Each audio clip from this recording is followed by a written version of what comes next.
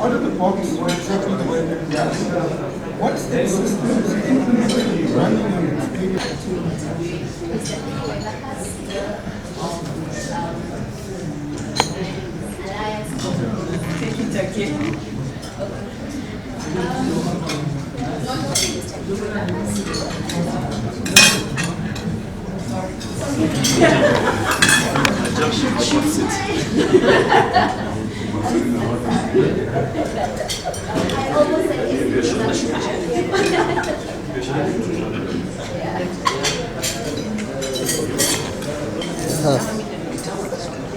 Get out of it, guys. They really want to get us if we are on how to do this.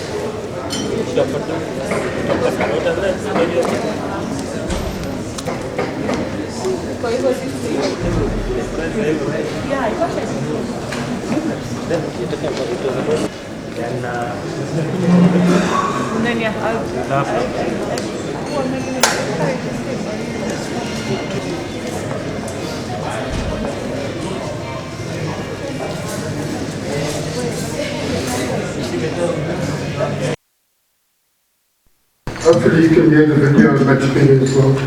So I've got a difficult task of about 30 minutes to explain 40 years of history, and I'm going to try and give you a view into the next 10 years. Okay, so that's 50 years in 30 minutes. Now, that's a real challenge, okay? So the way I'm going to do this, I'm going to spend about 7 to 10 minutes just giving you some background, and then I'm going to play a video that will hopefully tell you the whole story in about 10 minutes, and then I'm going to summarize everything up until then, and then we'll talk a bit about the future. Okay, so let's get started. I'll put a legal disclaimer in here, and that's really because some of the things I'm going to show you right at the end are futures, some of the things are in the labs, some of them are going to be launched within the next couple of months, and some other things might change. So this is a disclaimer that just says we might change the way that we're going to bring these things to market. Okay. So, how many of you in the room are actually CIOs? You manage IT. Just raise your hands for me, please, to give you an idea. Okay, so I was a CIO as well for a large global company, and the problem that you guys are facing is you're currently innovating your company out of business. Okay. And what do I mean by that? In 2002, we did a survey across 3,000 organizations globally. And basically what was happening was, if your CEO said to you, you've got, over the next 5 to 10 years, you've got to keep your budget flat, but you still got to deliver projects, this is what would actually happen to you. If today, and do the maths in your mind very quickly as a CIO, if 80% of your current total spend per year is spent on operations, that's keeping the lights on, okay, and 20% is spent on a new project, that project that you invested in this year, next year, that's going to increase your operational budget. And what it's going to do, it's going to restrict your ability to innovate. So over a period of time, you're going to hit a ceiling where you won't be able to innovate, okay, purely because of the constraint you're supporting what you've currently implemented. So when our 3,000 global customers explained this scenario to us, we in 2003 made a promise to them. And this was a really bold promise. We said that if in 2003, 85% of your budget was spent on operations and 15% was spent on innovation, within 3 years, what we would do for them is two things. One, we would reduce the total cost of ownership. And the second thing that we would do is we would change the shift from operations spend to innovation, that ratio, from 85-15 to 60-40. And our main objective was to drive innovation through companies, okay, and through the actual ERP systems that they acquired from us. So, here's the 40-year history. If you look at SAP, we started in 1972, and since 1972, we've been through at least 4 major platform changes. Mainframe, and I include minis in that as well. Then we moved to client server, then to service-oriented architecture, and today we are on what we call a business process platform. And that BPP will make more sense towards the end of this presentation. Okay, but that is what you are buying today when you buy from SAP. You shouldn't be, if you buy an ERP system, you're buying for the wrong reasons, okay? Because an ERP system 20 years ago, okay, in 1992, was focused on operational efficiency. Today, what you're looking for is you want the operational efficiency, but you also want an ability to innovate. You're looking for business agility and the ability to innovate, okay? And the key thing about this particular slide, if you look at our history, is that over the 40 years and all of these platform changes, okay, the very first customer that installed SAP, ICI Chemicals, is still with us today. And they've been through all of those changes, and that's the responsibility that we took as the ERP vendor, if you want to classify us as that. Is we move the processes that run their business over the different platforms and minimize the pain that they actually experience. So in 1972 we had one customer, ICI. Today we've got over 120,000 customers globally. Okay, so the key message is to help you to get through these platform transitions. So the most important thing that you've got to get out of this presentation is that ERP is about operational efficiency. ERP stands for Enterprise Resource Planning. It's about helping you to, it comes from the manufacturing sphere. It's helping you to optimize your resources. Where you are today is you need a business process platform. And you need the two together. You need the efficiency and you need the actual innovation capability.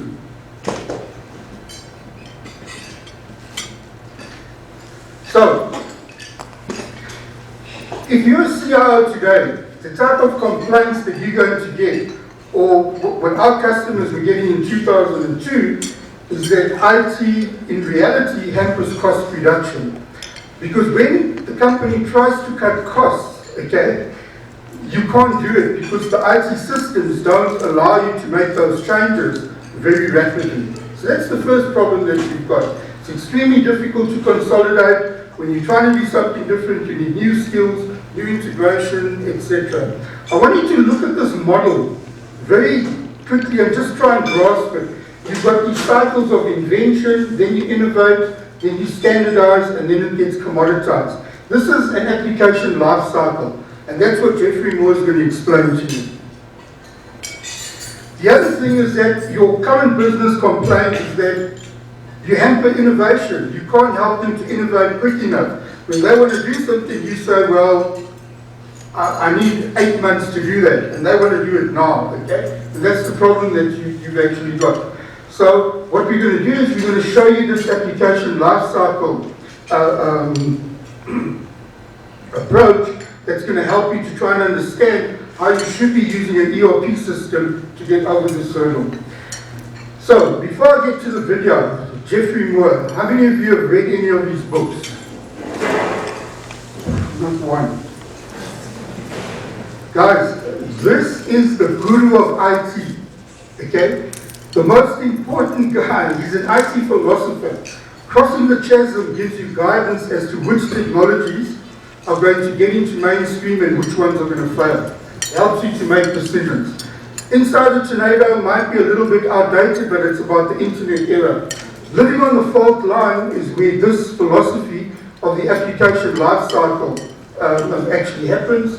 And dealing with Darwin is his latest book. It's about how do organizations actually change. Okay? So, I'm going to hand you over to Jeffrey Moore for about 10 minutes.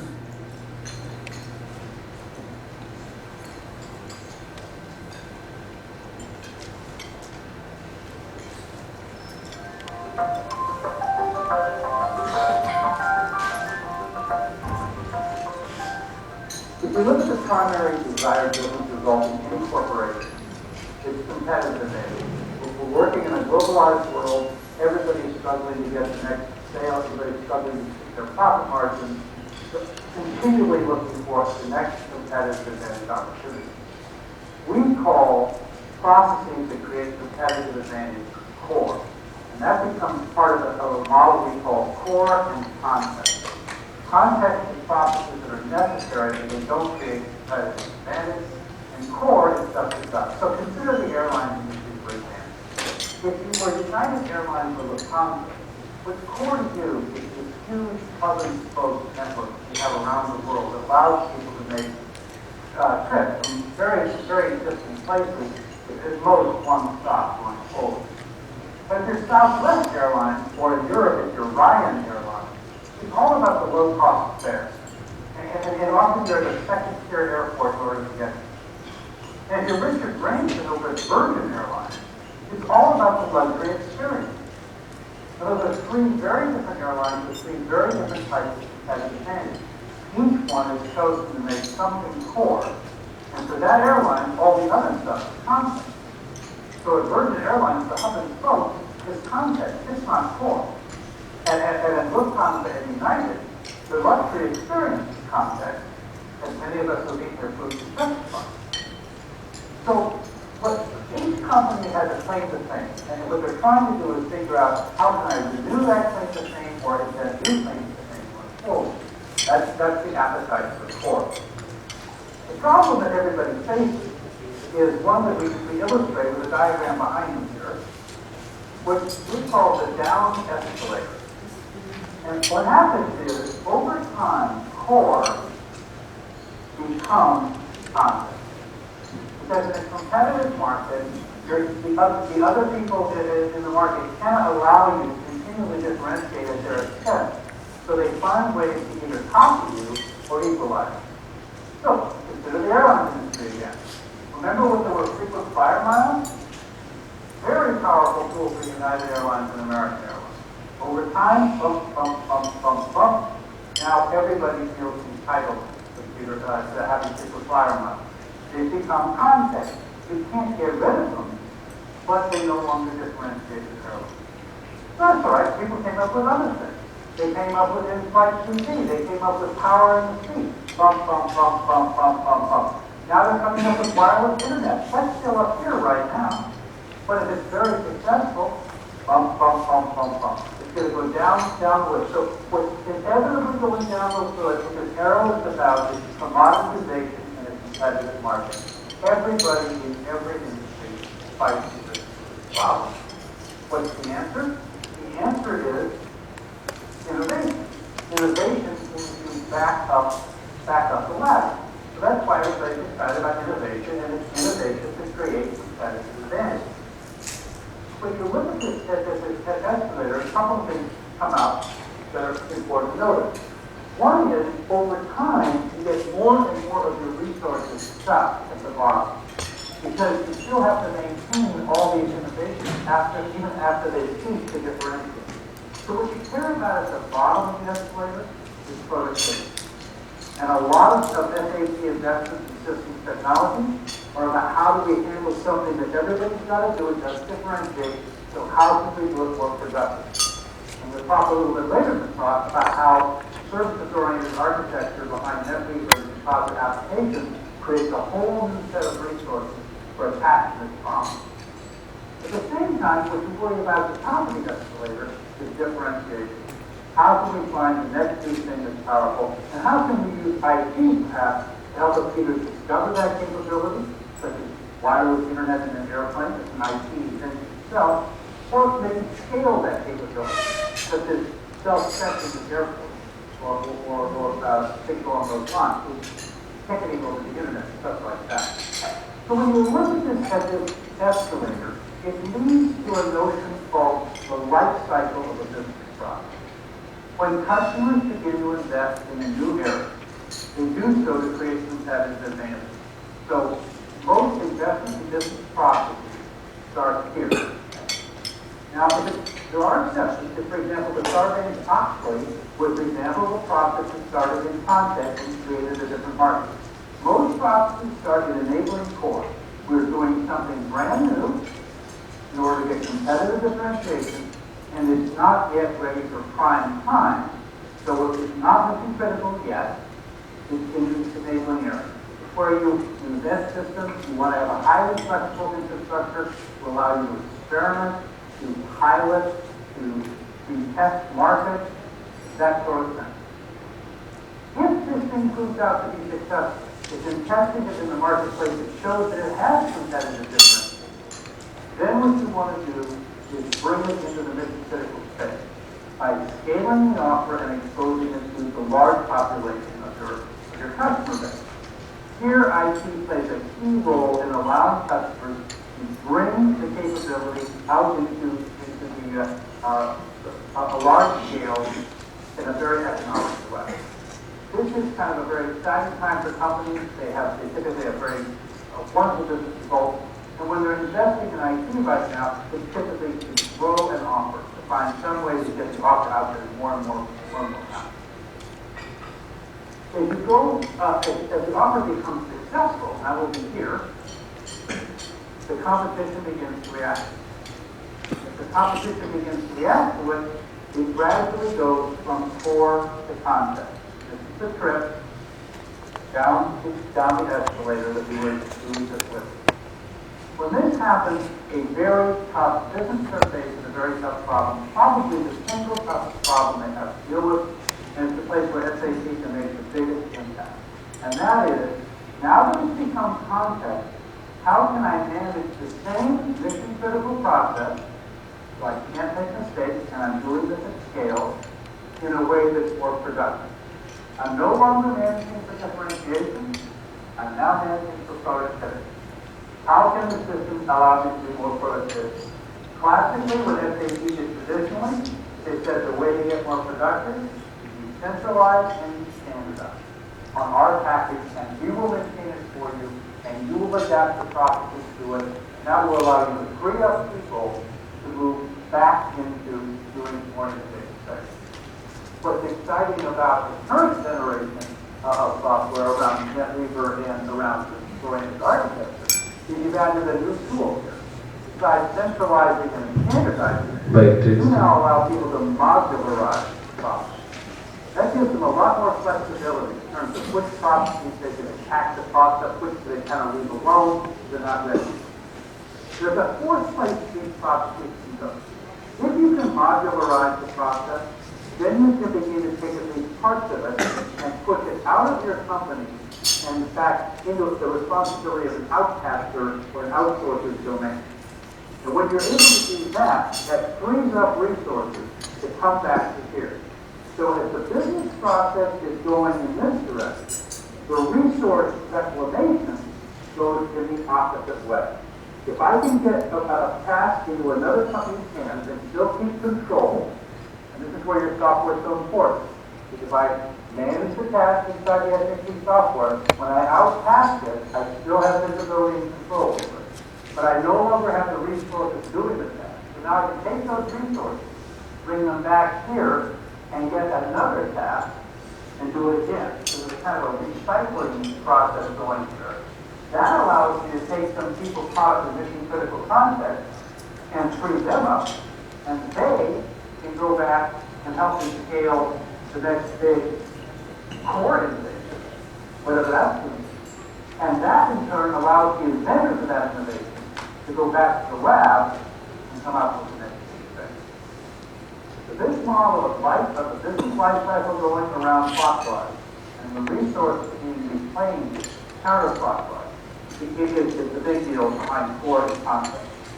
And what SAP, what Fireship here to do is because it overlays a systems architecture on top of the business information and the business transaction, it allows you to move between these quadrants much more quickly. So in a services-oriented world, it's very easy to create a new innovation because you don't have to create all the extra baggage to make it real. And particularly when you bring it out to scale, if you can inherit all of the existing infrastructure, it allows you to bring new things to market much, much more rapidly and much more reliably.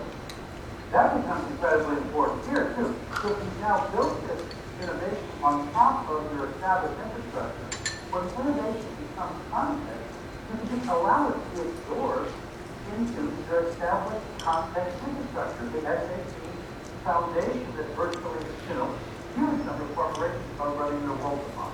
So why would you ever do anything in a novel way if you know it can become context, what a great parking place is? And then the wonderful capability of service-oriented architecture which lets you modularize or break up this work into pieces. So some of the pieces that you put out is what allows it to happen. Now I want to say thank you very much. Enjoy the afternoon's time. Okay, that's Jeffrey Word, okay? Here's the model again. Invention, innovation, standardization, commoditization. And your applications go through that life cycle, okay? Whether you like it or not. ERP actually is that bit on the top right-hand corner. It's standardization. Everything ends up there over a period of time. And the problem that most of you have is you've got ERP and you're developing in a different platform and you can't take it through the life cycle. Okay? So, the questions you've got to ask yourself is, what makes you different on this side? Okay?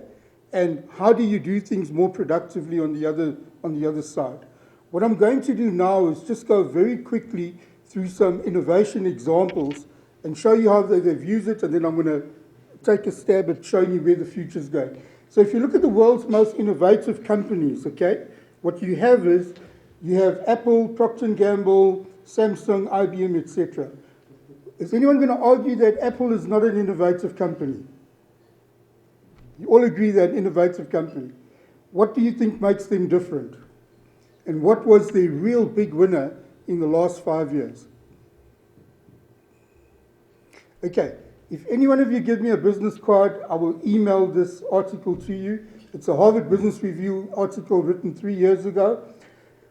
Some of you might know Clayton Christensen. He's the father of innovation. Mark Johnson is also from Harvard. Henning Kagerman was our CEO at the time.